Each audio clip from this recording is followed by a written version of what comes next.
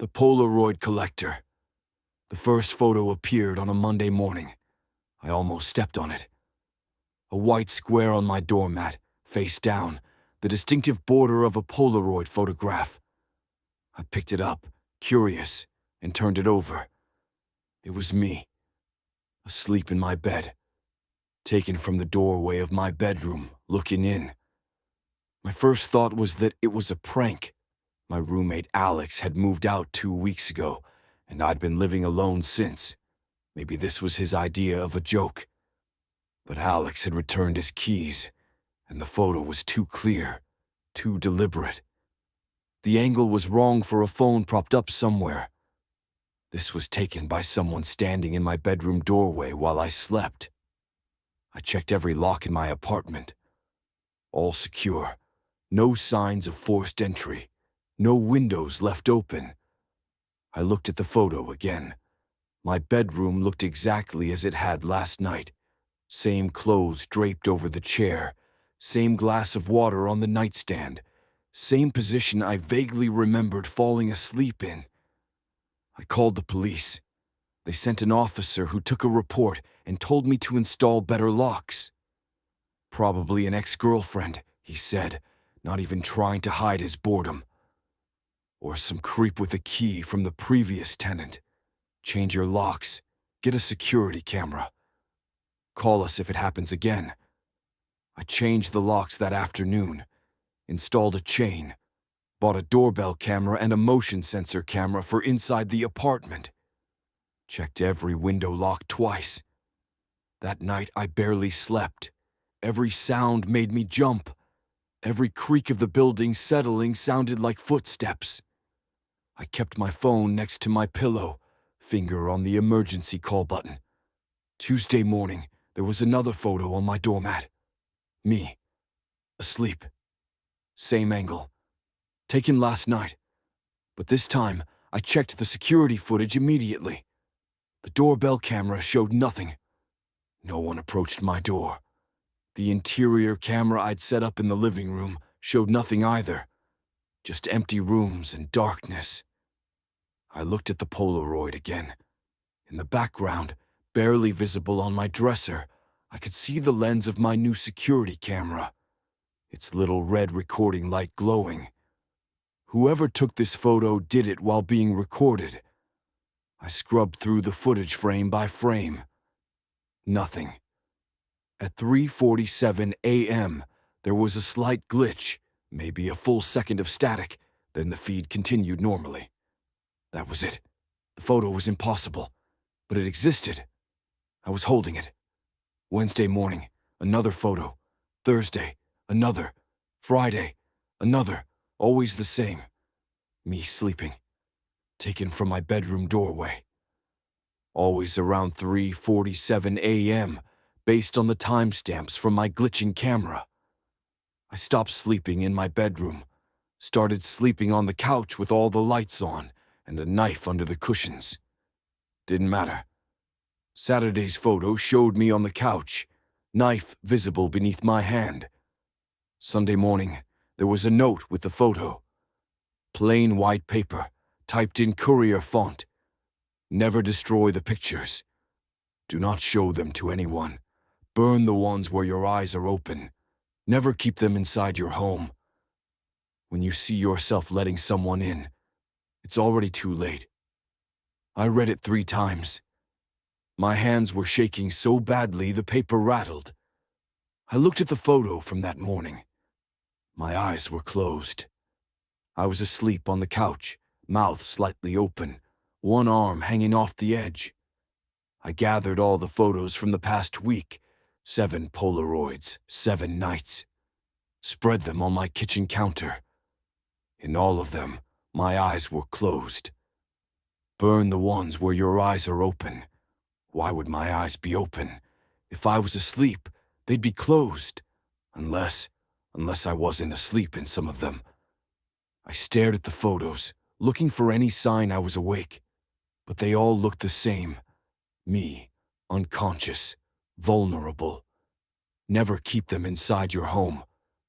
I grabbed a shoebox from my closet, put all the photos inside along with the note, and took them down to my car, locked them in the trunk. It felt insane, following rules from whoever was terrorizing me, but the alternative, ignoring them, felt worse. That night, I didn't sleep at all. Sat in my living room with every light on, watching the door. At 3:47 a.m., my doorbell camera glitched. 1 second of static, then normal feed. I ran to the door, threw it open. Nothing. No one in the hallway. No sound of footsteps. But in the morning, there would be another photo. I was right. Monday morning, another Polaroid. Me sitting in my living room chair, eyes closed, head tilted back.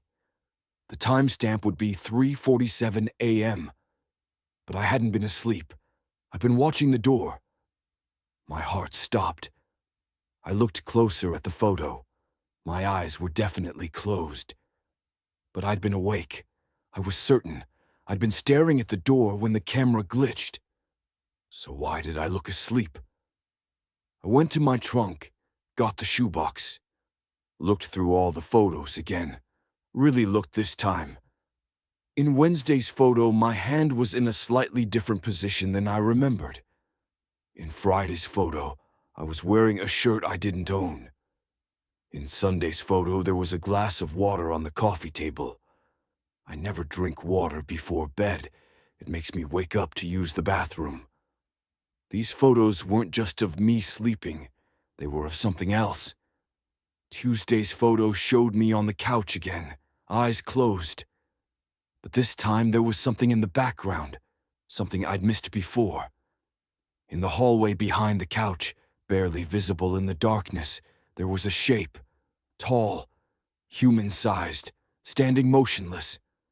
I dropped the photo, picked it up with shaking hands, looked again.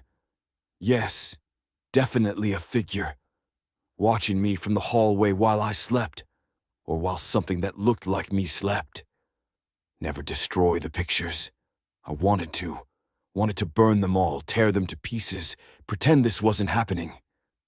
But the rules said never destroy them, and some instinct told me that following the rules was the only thing keeping me alive. Do not show them to anyone. I'd almost shown them to the police.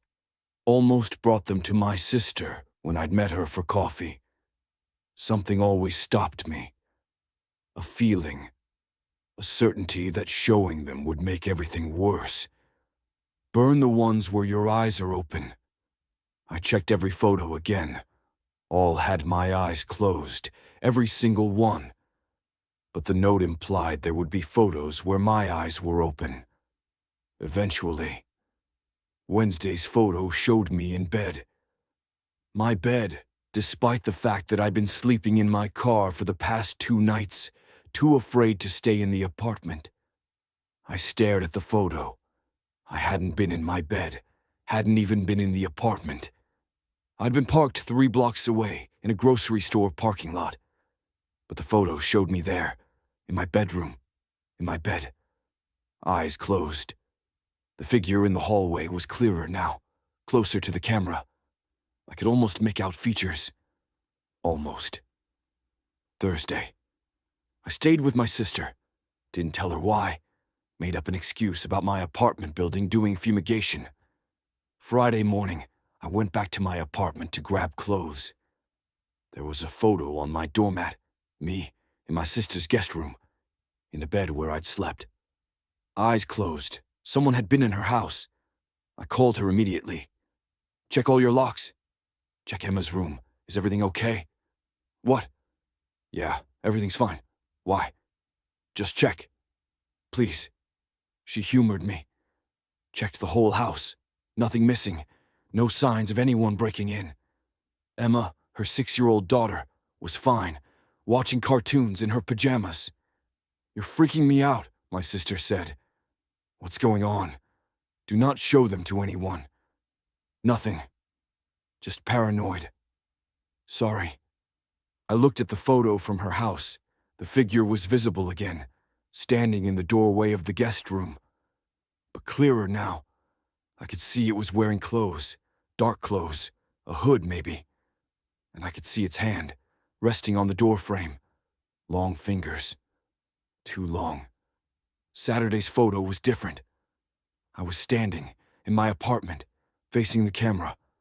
Eyes closed, but standing upright, arms at my sides, like a mannequin. The figure stood next to me, close enough to touch, still too dark to see clearly, but definitely there. Definitely real. I burned that photo. Didn't even think about it. Just held a lighter to the corner and watched it curl and blacken.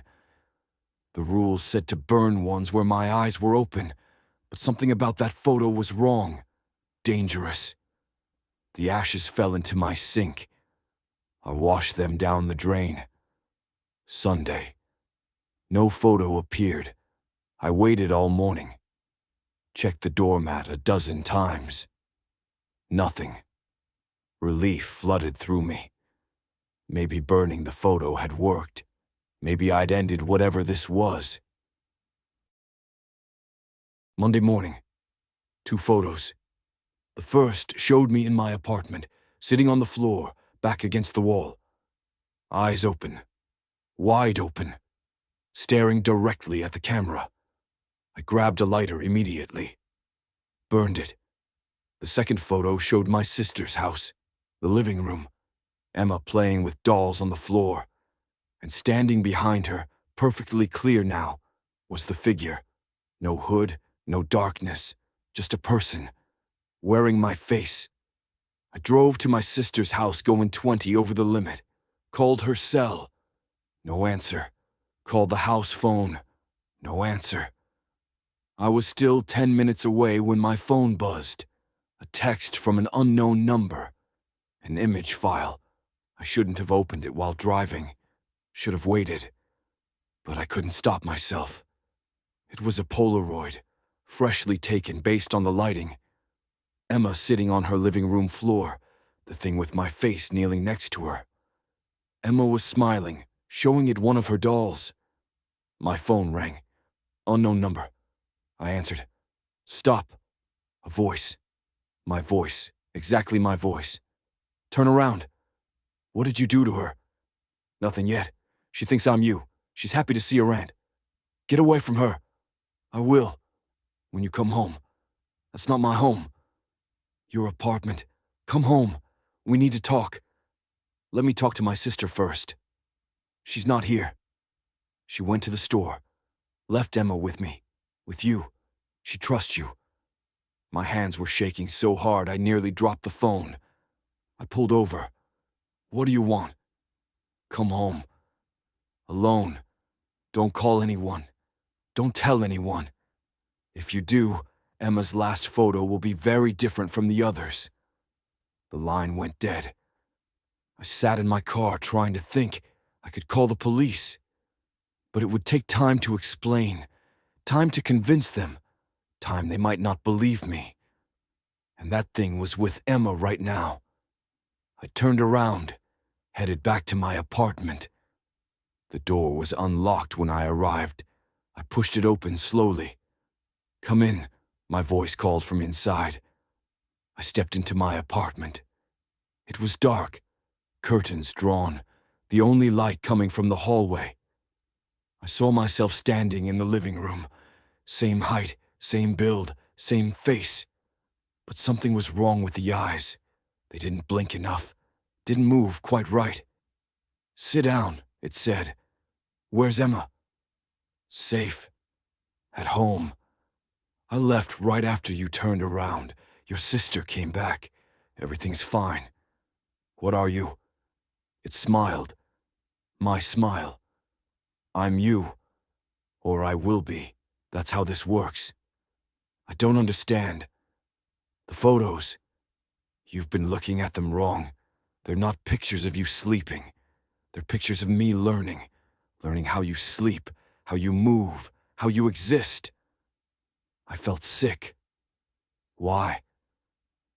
Because I need to replace you. And I'm almost ready. Just a few more nights. A few more observations. The rules. were for your protection. Never destroy the pictures, because each one shows you how much progress I've made. Do not show them to anyone, because they'd see two of you exist. Burn the ones where your eyes are open, because those are the ones where I'm actively watching you while awake, which means I'm getting too strong, too present. Never keep them inside your home, because I need to develop them somewhere, and your home is where I practice being you. The last rule. When I see myself letting someone in, it means I've learned enough. It means I'm ready to take your place permanently. And you let me in 30 seconds ago when you walked through that door. I stood up, back toward the door. It didn't move, just watched me with those wrong eyes. You can run. You can tell people. They won't believe you, or they'll think you're crazy. Either way, you'll end up somewhere I can still find you. The photos will keep coming. I'll keep learning, keep practicing, and eventually you'll slip. You'll fall asleep. And when you wake up, you'll be me, and I'll be you. Why are you telling me this? Because the game is more fun when you know you're losing. And because it tilted its head, my head. The gesture looked alien. The last photos I need are the ones where you're afraid, where you know what's coming. Those are the hardest to replicate. Fear. Real, genuine fear. My phone buzzed. Another message. Another photo. Me, standing in my apartment doorway, looking at my phone. Eyes wide, mouth open. Terrified. Taken 5 seconds ago. I looked up. The thing wearing my face was holding a Polaroid camera. It had just photographed me. Perfect, it said, shaking the photo to develop it. Just perfect. One more night, maybe two, then I won't need you anymore. What happens then? It smiled wider, too wide. Then I become you, and you become the photos. Every night, forever, I'll take a picture of you. You'll be asleep but aware. Trapped in that moment between consciousness and nothing. And I'll keep those photos safe. All of them. Because destroying them would destroy you. And I might need you again someday. Need to remember what being human feels like. I ran out of my apartment, down the stairs to my car, drove to the police station. But when I tried to tell them, tried to explain, the words wouldn't come. My mouth moved, but wrong sounds came out. Garbled. Nonsense. The desk sergeant looked concerned. Are you okay? Do you need medical attention? I nodded. They called an ambulance. At the hospital, I tried to write it down. But my hand wouldn't cooperate. Wrote random letters. Drew loops and circles. A doctor mentioned a possible stroke. Kept me overnight for observation. In the morning, there was a Polaroid on my hospital bed tray. Me, sleeping in the hospital bed. Eyes closed. The figure stood next to me. Wearing scrubs now, looking almost human. A nurse came in. Oh, good, you're awake. Your sister was here earlier. She just went to get coffee. She'll be back soon. My sister? My voice worked again. Yes, she's been here all night. Sweet of her to stay. But I knew my sister was with Emma. I texted her last night, or tried to check on them. A woman walked into the room carrying 2 coffee cups. She had my sister's face, my sister's clothes, my sister's smile. You're awake, she hugged me. Her body temperature was wrong, too cool. I'm so glad you're okay, she said. The doctor thinks it was just stress. You've been working too hard. I looked at her, really looked. The eyes were wrong, didn't blink enough. How's Emma? I asked. She's fine. With her dad. She misses you though. Can't wait for you to come visit. She sat down next to my bed, pulled out her phone, showed me photos. Emma at the park, Emma eating breakfast, Emma sleeping in her bed. All of them were Polaroids, photographed and uploaded to a phone. "I took these this morning," not my sister said. "She's growing so fast." She looked at me, those wrong eyes studying my face. "You look tired. You should rest. I'll stay here, watch over you." I couldn't speak, couldn't move, could only watch as she pulled out a Polaroid camera from her purse. "Just one more," she said, "for the collection." The flash went off, and I realized I hadn't been letting one of them in. I'd been letting all of them in, one at a time, everyone I knew, everyone I loved. The photos weren't just of me. My phone buzzed, a message from an unknown number, a photo attached. I opened it. It showed my apartment building, dozens of windows. In each window, a figure stood, all different heights, different builds, but all standing in the exact same position. All holding Polaroid cameras, all pointed outward, at other buildings, other windows, other people sleeping in their beds. The message below the photo read, "Thank you for following the rules. You've been very helpful. When you see yourself letting someone in, it's already too late. Not for you, for everyone you know, for everyone they know.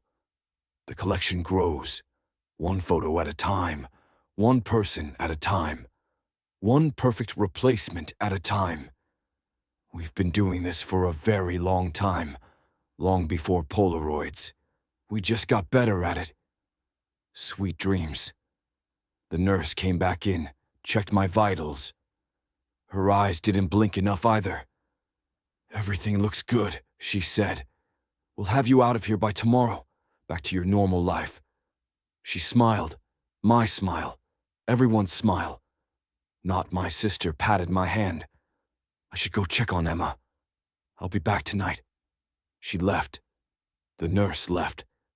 I was alone in the hospital room. On my bed tray next to the Polaroid was a new note. "Never destroy the pictures. Do not show them to anyone. Burn the ones where your eyes are open. Never keep them inside your home. When you see yourself letting someone in, it's already too late." And below that, a new rule. When everyone around you follows the same rules, you're the last one left. I looked at the most recent Polaroid. Me in the hospital bed.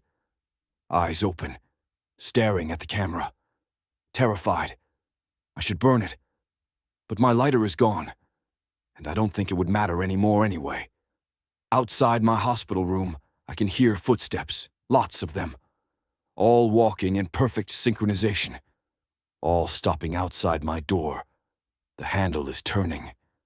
I'm about to see myself let them all in, and I finally understand. The photos were never about capturing me. They were about replacing everyone else. So when I finally became one of them, I'd have no one left to run to. The door opens. I see myself standing there. And myself. And myself. And everyone I've ever known, wearing their faces wrong. One of them holds up a Polaroid camera. "Smile," they all say in unison. The flash goes off. And I do.